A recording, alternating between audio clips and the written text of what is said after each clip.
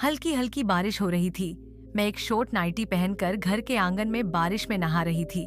मेरी खूबसूरती उस ब्लैक नाइटी में और भी ज्यादा निखर कर आ गई थी। अचानक दरवाजे की बेल बजी।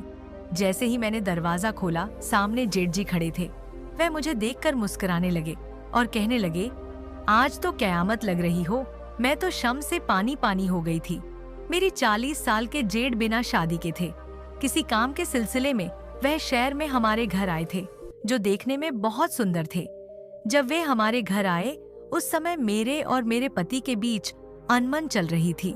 मुझे उनसे खुशी चाहिए थी, लेकिन मेरा पति मुझे नहीं दे पा रहे थे।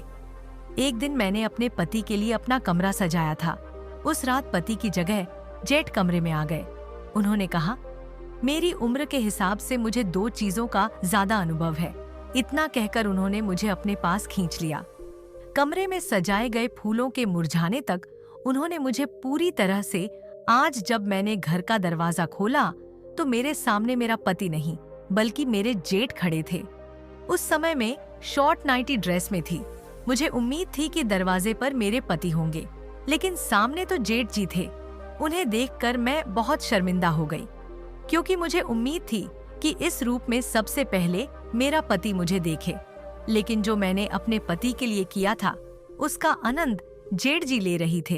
वह तो मुझे अलग ही नजरों से देख रहे थे। उन्हें देखकर मैं जल्दी से अपने कमरे की तरफ जाने लगी, लेकिन तभी उन्होंने मेरा हाथ पकड़ लिया। उन्होंने कहा, बहू रानी, कहाँ जा रही हो? मुझे पानी ही नहीं दोगी?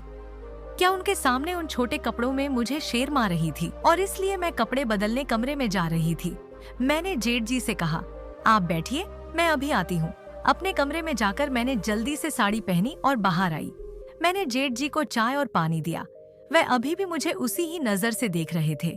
उन्होंने कहा, बहू, आज क्या खास बात है? शायद मैं गलत समय पर आ गया हूँ। मैंने कहा, ऐसी कोई बात नहीं है बहू। सच तो ये है कि दरवाजे पर मुझे आपके भाई की उम्मीद थी, लेकिन कोई बात नहीं, अतिथि देवो भवा, यह भी मेरे लिए शुभ है। अब उन्होंने सब कुछ देख ही लिया था, तो उन्हें घर की बातें बताने में कोई हर्ज नहीं था। मैंने उन्हें बताया कि आज मैंने आपके भाई के लिए एक छोटा सा सरप्राइज रखा था। उनके काम की वजह से उन्हें समय नहीं मिल पाता। हम दोनों यहाँ अकेले रहते हुए भी एक दूसरे को ठीक से टाइम नहीं दे पाते हैं। इसलिए आज कुछ अलग करने के लिए मैंने उनके लिए सरप्राइज प्लान किया था। पति पत्नी के बीच की रुचि बनी रहे, इसलिए बीच बीच में कुछ सरप्राइज प्लान करना चाहिए। ये मैंने कल इंटरनेट पे देखा था और आज मैंने इसे आजमाने की कोशिश की। लेकिन देखो ना, तुम्हारा भाई समय पर आया ही नहीं। मैं अपने जेठ जी से बात कर रही थी कि अचानक मेरा पति राजेश घर आ गया। उसे देखकर मुझे बहुत गुस्सा आया था। उसने मुझसे पहले ही वादा किया था कि वे 2 घंटे पहले घर आ जाएगा, लेकिन वे 2 घंटे देर से घर आया था। अगर वे समय पर घर होता तो भैया को दरवाजे से ही वापस भेज सकता था। घर आते ही भैया को देखकर उसने उन्हें गले लगा लिया। उसने तो मेरी ओर देखा भी नहीं, देखता भी कैसे? उसे पता था कि मैं गुस्से में लाल हो गई थी। उन दोनों को अकेला छोड़कर मैं किचन में चली गई। उनकी बातें मेरे कानों में पड़ी। तब मुझे समझ में आया कि भैया अब 1 महीने के लिए मारे घर में रुकने वाले थे। मेरे जेठ जी मेरे पति के मामा के बेटे थे। वे हैं मेरे पति से उम्र में बड़े थे। उन दोनों की बातें चल रही थी और मैं किचन में खाना बनाने लगी। रात को जल्दी खाना निपटाकर मैंने जल्दी से किचन भी साफ किया और फिर अपने कमरे में चली गई। कमरे में जाते ही मेरा पारा चढ़ गया था, क्योंकि जो बेड मैंने प्यार के पल्प्स बताने के लिए सजाया था, उस बिस्तर पर मेरा पति जोर जोर से खर्राटे ले रहा था। सजे हुए बिस्तर को देखकर क्या उसे इतना भी समझ नहीं आया कि मैंने बिस्तर क्यों सजा है? उसे बीवी से ज्यादा नींद क्यों पैरी थी उस समय में? गुस्से में बिल्कुल अपने कमरे में ना जाकर बाहर हॉल में आकर बैठ गई और मैं बैठकर मैं खुद से ही बड़बड़ा रही थी और मुझे जेठ जी का भी ध्यान नहीं था। कुछ समय पहले ही जेठ जी मेरी बगल में आकर बैठ गए थे। उनकी और भी मेरा ध्यान नहीं गया। जब जेठ जी ने मेरा हाथ पकड़ा तो मैं एकदम से चौंक गई थी, क्योंकि पहले ही मैं अपने विचारों में डूबी हुई थी। जेठ जी के अचानक आ जाने से मैं डर गई थी। मुझे इस तरह छौंका हुआ देखकर वे बोले, क्या हुआ? तुम यहाँ अकेली बैठकर क्यों बड़बड़ा रही हो? तब मैं उनका हाथ पकड़कर सीधा अपने कमरे की ओर ले गई। वहां मैंने उन्हें वे सजाया हुआ बिस्तर दिखाया। जेठ जी बोले, अरे तुमने बिस्तर बहुत अच्छी तरह सजाया है। शायद उन्हें समझ नहीं आया कि मैं उन्हें क्या दिखाना चाह रही थी। मैं गुस्से में उस कमरे से बाहर आ गई। मैंने उनसे कहा, जेठ जी, मैं आपको सिर्फ सजाया हुआ बिस्तर नहीं दिखा रही थी। मैं गुस्से में क्यों हूँ? लगता है आपको समझ में नहीं आया। तब जेठ जी बोले, तुम्हारे चेहरे से मुझे सब कुछ समझ में आ गया है। यकीनन तो वो बिस्तर तुम्हें नहीं, राजेश के साथ प्यार भरे पल बिताने के लिए सजाया था, लेकिन राजेश अब वहाँ जोर जोर से खर्राटे मार रहा है। जेठ जी बोले, सच में तुम्हारी पसंद गलत निकली। राजेश बिल्कुल भी रोमांटिक नहीं है। शायद उसे तुम्हारी भावनाओं की कदर नहीं है। तुम्हारी जैसी रोमांटिक लड़की को मेरे जैसा रोमांटिक पति चाहिए था, लेकिन देखो किस्मत का खेल। राजेश का भाग्य अच्छा है कि उसे तुम्हारी जैसे सुंदर और आकर्षक लड़की मिली है। जेठ जी ने मेरी सुंदरता की तारीफ की। यह सुनकर मैं पल भर के लिए अपना सारा गुस्सा भूल गई। मेरी चेहरे पर मुस्कान आ गई। कई महीनों से मैंने राजेश के मुंह से अपनी सुंदरता के बारे में एक भी शब्द नहीं सुना था। पता नहीं उसे क्या हो गया था। आदमी को काम में व्यस्त रहना चाहिए, लेकिन काम के अलावा भी घर में पत्नी होती है। उसे यह ध्यान रखना चाहिए कि उसका खुद का परिवार भी है। बात करते करते मैंने जेठ जी के साथ बहुत सारी बातें कर ली थी। तब जेठ जी ने मेरे कंधे पर हाथ रखा। उन्होंने कहा, तुम चिंता मत करो, अब मैं हूं ना। तुम जो भी चाहती हो वह मुझसे शेयर कर सकती हो। मैं तुम्हारे लिए समय निकाल लूंगा। मैं राजेश को भी समझा दूंगा। जेठ जी से बात करके मुझे बहुत अच्छा लगा। मेरा मन हल्का हो गया तो मैं अपने कमरे में चली गई। अब मैं राजेश की ओर पीठ करके सो गई थी। अगले दिन रोज की तरह राजेश टिफिन लेकर अपने काम पर निकल गया था। जेठ जी अभी भी घर पर ही थे। उन्होंने कहा कि उन्हें दोपहर पर बजे ऑफिस में जाना है। जेठ जी अभी भी घर पर ही थे। उन्होंने कहा कि उन्हें दोपहर पर बजे ऑफिस में जाना है। जेठ जी 40 साल के थे, लेकिन यह मानना पड़ेगा कि वह बहुत हैंडसम थे। उन्होंने अपने शरीर को भी एकदम से फिट कर रखा था। उस दिन जेठ जी नहाकर बाहर आए। वह केवल तौलियां लपेटे हुए हॉल में आए थे। उन्हें देखकर मैं शर्मा गई। जेठ जी 40 साल के होने के बावजूद भी उन्होंने खुद को अच्छी तरह से मेंटेन किया हुआ था। वह मेरे सामने बिना शर्ट के खड़े थे। वह सिर्फ तौलियां लपेटकर सीधे किचन में आ गए थे। उन्हें ऐसा देखकर मैंने अपनी आंखें बंद कर ली। मुझे शर्माता हुआ देखकर वह वहां से चले गए। कुछ देर बाद वह पूरे कपड़े पहनकर आए। कल जब वह घर आए थे तो थोड़ी ही देर में मुझे उनसे बैरियत हो गई थी, लेकिन अब वह मेरे साथ घर में थे तो मुझे घर भरा हुआ लग रहा था। ऐसा लग रहा था कि कोई अपना मेरे आसपास है। उस दिन जेठ जी ने ऑफिस जाने से पहले मुझे एक आइडिया दिया। उन्होंने मुझे कैंडल लाइट डिनर का आइडिया बताया। वह बोले, भाभी, कल मैंने जल्दी आकर तुम्हारा प्लान खराब कर दिया था। आज रात मैं थोड़ी देर से घर आऊंगा। अगर जरूरी हुआ तो मैं बाहर ही खाना खा लूंगा। तुम अपने पति के साथ समय बिताना सकती हो। मैं तुम दोनों को डिस्टर्ब नहीं करूंगा। जेठ जी ने मुझे कैंडल लाइट डिनर का आइडिया समझाया था। मुझे डिनर को रोमांटिक बनाने का तरीका अच्छी तरह से पता था। उसी वक्त मैंने राजेश को फोन किया। शायद वह काम में व्यस्त था क्योंकि उसने मेरा फोन नहीं उठाया। मैंने उसे एक टेक्स्ट मैसेज किया। मैसेज देखकर मुझे लगा कि वे जल्दी घर आ जाएगा, इसीलिए मैंने शाम को अच्छी तैयारी की थी। शाम को हो गई, लेकिन राजेश ने पूरे दिन में मेरा कोई कॉल नहीं उठाया। उसने मेरे मैसेज का जवाब सिर्फ ओके दिया था। इससे मुझे समझ में आ गया था कि आज वे जल्दी घर आ जाएंगे। वे जल्दी घर आया। यह देखकर मैं खुश हो गई कि वे मेरे लिए जल्दी आए हैं। लेकिन आते ही राजेश मुझे थोड़ा थका हुआ लग रहा था। मैंने उसके साथ डिनर किया, लेकिन बाकी चीजों के लिए मैं उसे फोर्स नहीं कर सकी क्योंकि वे पहले ही मुझे थका हुआ लग रहा था। और वैसे भी वे मेरा ही पति है। उनसे जबरदस्ती करना या किसी भी चीज की जल्दबाजी करने की कोई जरूरत नहीं थी।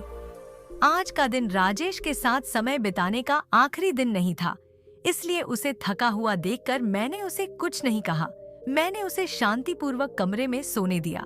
उसके सो जाने के बाद मैं किचन साफ कर रही थी। मुझे इतनी जल्दी नींद नहीं आ रही थी। किचन का काम निपटाने के बाद मैं हॉल में बैठकर टीवी देख रही थी। रात के 11 बजाने वाले थे। जेठ जी अभी घर नहीं आए थे। मैंने उन्हें फोन करने का सोचा, तभी घर का दरवाजा खुला और वह अंदर आ गई। मैंने उन्हें खाने के लिए पूछा, लेकिन उन्होंने कहा कि वह खाना खाकर आए हैं। 2 मिनट मुझसे बात करके वह अपने कमरे में चले गए। उसके बाद मैं भी अपने कमरे में जाकर सो गई। ऐसे ही दिन बीतने लगे। जेठ जी का ऑफिस का समय दोपहर 12 बजे से शायद 7 बजे तक का था। वह सुबह से काम में मेरी मदपेर 12 बजे से शायद 7 बजे तक का था। वह सुबह से काम में मेरी मदद करते थे। जिस तरह से मेरी मदद करते थे वैसे ही मदद मेरे पति ने कभी नहीं की थी। जेठ जी के साथ जो भी लड़की शादी करेगी मैं बहुत किस्मत वाली होगी। ऐसा कहने में कोई हर्ज नहीं था क्योंकि वह हर चीज में बिल्कुल परफेक्ट थे। उस दिन रात को मैं हमारे कमरे में राजेश के कपड़े देख रही थी। उसके कुछ शर्ट मैं धोने के लिए निकाल रही थी। तब मुझे उसकी पैंट की जेब से दिल्ली का टिकट मिला। मैंने उनसे पूछा, ये तुम्हारा कौन सा महत्वपूर्ण टिकट है? तब उसने कहा, हाँ, कुछ दिनों के लिए मुझे दिल्ली जाना है। ऑफिस से मुझे यह टिकट मिला। ऑफिस में पार्टी का आयोजन किया गया है, उसके लिए मैं दिल्ली जा रहा हूँ। पार्टी की बात सुनकर मुझे लगा कि राजेश मुझे भी साथ लेकर जाएंगे। मैंने उनसे कहा, अच्छा पार्टी है तो फिर हमें कब निकलना है? तब उसने कहा, हमें यह तुम क्या कह रही हो? मैंने कहा, राजेश, पार्टी के लिए तुम मुझे भी साथ ले चलो ना। राजेश बोला, पूजा पार्टी ऑफिस के कर्मचारियों के लिए है, वह परिवार का कोई काम नहीं है, इसलिए मैं तुम्हें नहीं ले जा सकता। सपना देखना बंद करो। पार्टी के लिए मैं ऑफिस के दोस्तों के साथ अकेला जा रहा हूँ। यह कहकर राजेश ने पल भर में मेरी खुशियों को कम कर दिया था। अगले दिन राजेश दिल्ली के लिए निकल गया। वह 3 दिनों के लिए दिल्ली गया था। उसने कहा कि पार्टी 1 दिन की है, लेकिन उसके बाद 2 दिन दिल्ली के ऑफिस में उसका कुछ काम है। उसके जाने के बाद जेठ जी के साथ मैं घर में अकेली थी। उसी दौरान जेठ जी के ऑफिस में भी पार्टी थी। जेठ जी मुझे अपने साथ अपने ऑफिस की पार्टी में ले गई। एक तरफ मेरा पति था जो मुझे अपने साथ कहीं ले जाने के लिए तैयार नहीं था। दूसरी तरफ मेरे जेठ जी थे, मेरे सभी इच्छाएं पूरी कर रहे थे। खुद मुझे अपने ऑफिस की पार्टी में ले गए थे। उस पार्टी में वह मुझे इस तरह से अपने साथ घुमा रहे थे जैसे मैं उनकी प्रेमिका हूँ। पार्टी शुरू होने से पहले वहाँ अवार्ड फंक्शन था। जेठ जी को बेस्ट परफॉर्मेंस का अवार्ड मिला था। अवार्ड स्वीकारते समय भी वह मुझे अपने साथ स्टेज पर ले गए थे। वह मुझे हर छोटी चीज में प्राथमिकता दे रहे थे। पार्टी से घर आते समय मैंने उनसे पूछा, जेठ जी आप मुझे अपने साथ क्यों ले गए थे? वो तो आपकी ऑफिशियल पार्टी थी ना? तब जेठ जी ने कहा, अरे भाभी ऐसा कुछ नहीं है, तुम ना बहुत बोली हो। वो पार्टी सिर्फ कर्मचारियों के लिए नहीं होती, असल में हमें अपने परिवार को भी साथ ले जाना चाहिए। ये पार्टी में आने से पहले बताया जाता है कि परिवार के सदस्य के लिए भी तो पार्टी होती है। जेठ जी ने मेरे सवाल का जवाब बहुत अच्छे से समझा दिया था। उस रात घर जाकर जब मैं अपने कमरे में कपड़े बदल रही थी तो मेरी ड्रेस का पीछे का हुक नहीं खुल रहा था। राजेश भी घर पर नहीं था। मुझे समझ नहीं आ रहा था कि किससे मदद लूं। मैं खुद की कोशिश करने लगी। तब अचानक झिरजी मेरे कमरे में आ गई। मुझे इस तरह परेशान देखकर वह मेरे पास आए। वह बोले, भाभी मैं अपना प्रॉब्लम लेकर यहाँ आया था, लेकिन तुम ही यहाँ मुश्किल स्मेल लग रही हो। मैंने उनसे मदद नहीं मांगी थी, फिर भी उन्होंने आगे आकर मुझे हाथों से मेरे ड्रेस का हुक खोल दिया। उसके बाद वह कमरे से बाहर चले गए। थोड़ी देर बाद मैं कपड़े बदलकर बाहर आ गई। मैंने उसे पूछा, जी बताइए क्या प्रॉब्लम हो या? तब वह बोले, भाभी एक तो गर्मी बहुत बढ़ गई है और इसी बीच मेरे कमरे का एसी बंद हो गया है। रात भर मैं एसी के बिना कैसे सोऊंगा? अब सोने का क्या करें ये तुम ही बताओ।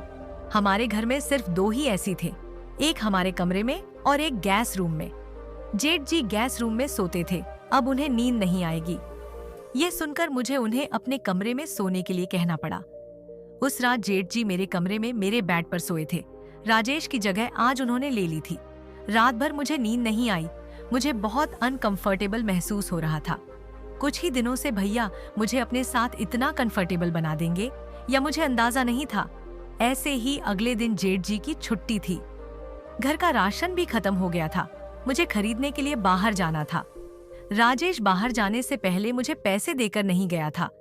जब मैंने खाना बनाने का सोचा तो राशन में एक चीज थी तो दूसरी खत्म हो गई थी। मेरे पास भी कुछ पैसे नहीं बचे थे। मैंने राजेश को फोन करना शुरू किया। तभी जेठ जी ने मुझे रोक दिया। उन्होंने कहा, भाभी अब मैं भी इस घर का सदस्य हूँ, इस महीने का राशन मैं भर दूंगा। आज दोपहर का खाना हम बाहर ही करेंगे। मैंने जेठ जी को सहमति दी। फिर तैयार होकर कुछ समय बाद हम बाहर जाने लगे। सबसे पहले जेठ जी मुझे होटल में खाने के लिए लेकर गए। खाना खाकर हम मॉल में खरीदारी करने के लिए गए। मॉल में जो भी चीज मुझे पसंद आई, जेठ जी ने मुझे दिला दी। राण के अलावा मैंने अपने लिए बहुत सारी खरीदारी की थी और सारे पैसे जेठ जी ने चुकाए थे। राजेश तो हम में हमेशा मेरे पीछे चिल्लाता था। राशन के अलावा एक भी चीज अगर मैंने ज्यादा ली तो वे तुरंत मेरे पीछे खर्चे का रोना रोने लगता था। लेकिन जेठ जी ने मुझे एक शब्द भी नहीं कहा था। मुझे जो जो चाहिए था उन्होंने वे दिला दिया था। उनके व्यवहार से कभी कभी ऐसा लगता था जैसे वे मेरा दिल जीतने की कोशिश कर रहे हों। उस दिन रात को मैंने मॉल से खरीदा हुआ नाइटी ड्रेस पहना हुआ था। मुझे उस ड्रेस में देखकर जेठ जी मेरी तरफ देखते ही रह गए। उन्होंने कहा, भाभी तुम तो बहुत सुंदर लग रही हो। उस रात भी वे मेरे साथ ही मेरे कमरे में सोए थे। आधी रात को अनजाने में मैंने उनकी तरफ खिसक कर अपने गले लगा लिया। सुबह जब मेरी आंख खुली तो मैं उनके बेहद करीब थी। मैं तुरंत जेठ जी से दूर हो गई। उठकर मैं अपने काम में लग गई। आज भत जेठ जी से दूर हो गई। उठकर मैं अपने काम में लग गई। आज भी जेठ जी ने छुट्टी ली थी। सुबह नाश्ता करने के बाद किचन में बर्तन साफ करने लगी। तभी अचानक जेठ जी मेरे पीछे आ गए। मेरे हाथ में साबुन का झांका था। जेठ जी ने अचानक मेरे पेट में चुटकी काटी। उनके स्पर्श से मैं कांप गई थी। तभी मेरे संतुलन बिगड़ गया और मैं जेठ जी के ऊपर गिर गई। किचन में हम दोनों एक दूसरे के बेद गरीब थे। मेरे हाथ का झांक जेठ जी के चेहरे पर लग गया था। ये देखकर मैं हंसने लग गई थी। मुझे हंसता हुआ देखा तो जेठ जी मुझे प्रेम भरी नजरों से देखने लगे। उनकी नजरों में भी बहुत प्यार था। वह कुछ बोल नहीं पा रही थे। ये देखकर मैंने हंसना बंद कर दिया। उनसे दूर होते ही मैंने उनसे पूछा, आपने क्यों चुटकी काटी? तब उन्होंने कहा, बाबी मैंने तुम्हारे पेट पर लाल चींटी देखी थी, उसे ही हटा रहा था। बात करते करते जेठ जी ने मेरा हाथ का झाग अपने चेहरे पर लगा दिया। फिर हमारी मस्ती शुरू हो गई। मस्ती करते करते उन्होंने मुझे पीछे से जोर से गले लगा लिया। धीरे धीरे वे अपनी मर्यादा भूलने लगे। हमारे बीच कुछ गलत होने से पहले हम दोनों एक दूसरे से दूर हो गए। उस दिन पूरा दिन मेरे दिमाग में जेठ जी का ख्याल चलता रहा। वे मेरे बहुत करीब आ गए थे। उनकी आंखों में मुझे अपने लिए प्यार दिख रहा था। वे वैसे भी राजेश मुझे नजरअंदाज करता था। घर में मौजूद दूसरा आदमी तो कम से कम मेरी देखभाल और प्रभा कर रहा था। भाई साहब को क्या चाहिए था, मुझे अब समझ आ गया था। पिछले कुछ दिनों से राजेश से जिस सुख की उम्मीद लगाए बैठी थी, वो सुख शायद मुझे जेठ जी से मिलने वाला था। जेठ जी राजेश से उम्र में बड़े थे। राजेश से ज्यादा स्मार्ट और दिखने में भी अच्छे थे। निश्चय ही वे दो बातें अच्छे से जानते होंगे कि किसी औरत को कैसे खुश रखना होगा। रात को भी राजेश के घर आने की संभावना थी, लेकिन वह रात को 9 बजे घर आ गया। सोने से पहले मैंने दूसरा नाइटी ड्रेस पहना था। राजेश ने वो ड्रेस मेरा ऊपर देखा। फौरा में उससे पूछा, 2 दिन में यह ड्रेस कहाँ से आई? मैंने उसे यह नहीं बताया था कि वह ड्रेस जेठ जी ने मुझे दिलाया है। मैंने कहा, मेरे पास थोड़े पैसे थे उनसे। मैंने यह ड्रेस खरीद लिया। राजेश मुझे शक भरी नजरों से देखने लगा, लेकिन अब मुझे उसके नजरों की ओर उसकी जरा भी परवाह नहीं थी, क्योंकि जिस व्यक्ति को अपनी पत्नी की परवाह नहीं है, उस व्यक्ति के बारे में मैं सोचकर क्या कर सकती हूँ। मेरी परवाह जेठ जी को थी। मेरी भावनाओं का सम्मान करते थे। मुझे यह समझ में आ गया था कि वे ही मुझे फूल की तरह संभाल कर रख सकते हैं। अब इस फूल की खुशबू उसकी देखभाल करने वाले मालिक के आसपास दिखनी चाहिए। यह मुझे समझ अच्छी तरह से आ गया था। उस दिन मैं राजेश से थोड़ी दूर थी। अगले दिन राजेश और जेठ जी अपने अपने समय पर ऑफिस के लिए निकल गए। आज भी किचन में काम करते समय पर मेरे दिमाग में जेठ जी का ख्याल आ रहे थे कि जेठ जी के पास जाकर मैं राजेश को धोखा दूंगी। ऐसा मुझे लग रहा था। उस समय मैंने दोनों की परीक्षा लेने का फैसला किया। मैंने जेठ जी और राजेश को एक संदेश भेजा कि मेरी तबीयत बहुत ज्यादा खराब हो गई है। मैंने घर का दरवाजा खुला छोड़ दिया और मैं अपने कमरे में चली गई। संदेश भेजने के 20 मिनट बाद जेठ जी घर आ गए। घर में आते ही वे मेरे कमरे में आए। मेरे पास आकर वे मेरी हालत चेक करने लगे। उनके चेहरे पर मेरी लिए चिंता साफ दिखाई दे रही थी। वो मुझे चेक कर रहे थे। तभी मैं हंस पड़ी। मेरा हंसना देखकर जेठ जी बोले, भाभी तुम भी क्या मजाक कर रही हो? तुम्हारी तबीयत खराब हो गई है, यह संदेश पढ़कर मैं कितना घबरा गया था। तुम्हें क्या हुआ है? मैं मुझे ठीक से बताऊं, ये मजा करने का समय नहीं है। तब मैंने जेठ जी का हाथ पकड़ा और उन्हें अपने पास बिठा लिया। मैंने उनसे कहा, मुझे कुछ भी नहीं हुआ है, बिल्कुल ठीक हूँ। मैं तो एक छोटी सी परीक्षा ले रही थी। मैं तुम्हारे और राजेश के प्यार का अंतर देख रही थी। मेरी इस परीक्षा में आज तुम पास हो गए हो। जेठ जी ने मेरी बात समझ ली थी। धीरे धीरे हम दोनों एक दूसरे के करीब आने लगे। उनकी 40 साल की तपस्या आज समाप्त होने वाली थी। हम दोनों एक दूसरे के इतना करीब थे कि कुछ ही समय में हम अपने प्यार के पलों का आनंद लेने वाले थे। लेकिन तभी राजेश कमरे में आ गया। हमें साख्त देखकर उसकी आंखें फटी की फटी रह गई। उसने मेरे पास आकर जेठ जी को मुझसे दूर धकेल दिया। उसने मुझसे कहा, यह सब क्या चल रहा है पूजा? तुम अपने जेठ के साथ ये सब कैसे कर सकती हो? तुम्हें एक बार भी मेरा ख्याल नहीं आया? हाँ, नहीं आया मुझे। तुम्हारा ख्याल जब तुम अपनी रागनी के साथ होते हो, तब क्या तुम्हें एक बार भी अपनी पत्नी का ख्याल आता है? मेरी तबीयत खराब हुई। ये मैसेज देखकर भी तुम घर नहीं आए। ये मुझे पता था, इसलिए मैंने जानबूझकर तुम्हें मेरे और भैया का एक साथ सेल्फी वाला फोटो भेजा। मैंने तुम्हें भेजे हुए मैसेज में भी जानबूझकर लिखा था कि मैं उनके साथ रिश्ता बढ़ा रही हूँ। वैसे भी तुम शक करने में एक्सपर्ट हो, लेकिन शक तभी करना चाहिए जब आपका खुद का चरित्र साफ हो। मेरी नजर से पीछे तुम जो कर रहे हो वैसा ही है, तो मेरा और जेठ जी का रिश्ता भी सही है। हम दोनों जो कुछ कर रहे हैं उसमें मुझे कुछ भी गलत नहीं लगता। पूजा, कुछ भी बकवास मत करो। कौन सी रागनी? राजेश का नाटक शुरू हो गया था। तब मैंने उसे उसकी और उसकी प्रेमिका की तस्वीरें दिखाई। मुझे उसका सारा सच पहले से ही पता चल गया था, लेकिन मैं उसके प्यार के लिए सब्र कर रही थी और उस घर में रुकी हुई थी। मैंने उससे कहा कि राजेश, तुम और कितना झूठ बोलोगे? ऑफिस का काम और मीटिंग बताकर उस लड़की को बाहर शहर ले जाकर तुम उसके साथ समय बिताते हो, उस पर कितने पैसे खर्च करते हो, लेकिन पत्नी ने एक चीज मांगी तो उसके लिए पीछे खर्च का रोना रोने लगते हो। तुम्हारी सच्चाई जानते हुए भी मैं तुम्हारे घर में रुकी हुई थी।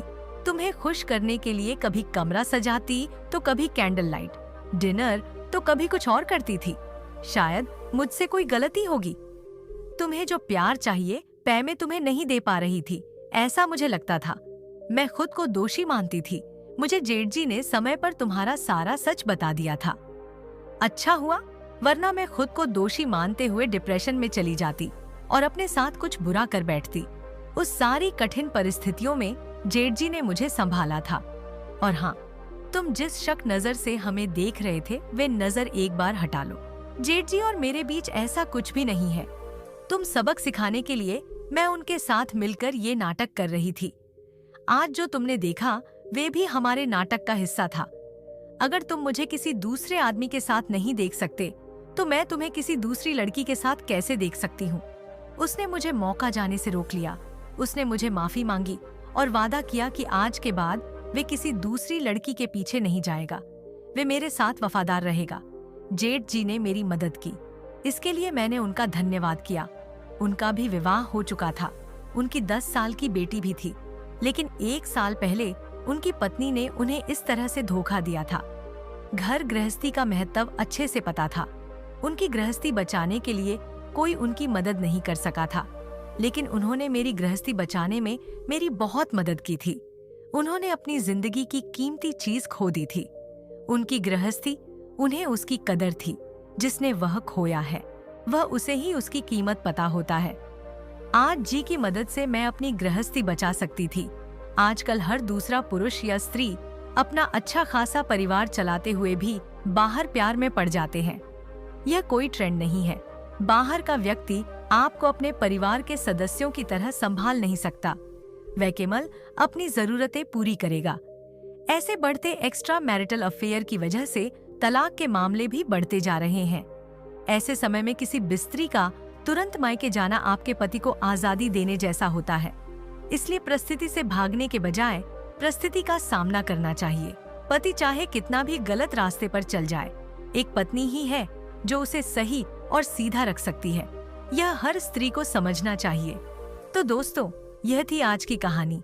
आपकी क्या राय है? इस कहानी पर हमें कमेंट में जरूर बताएं। वीडियो अच्छी लगी हो तो लाइक करें, शेयर करें, सब्सक्राइब करें। धन्यवाद। मिलते हैं कल एक और नई कहानी में।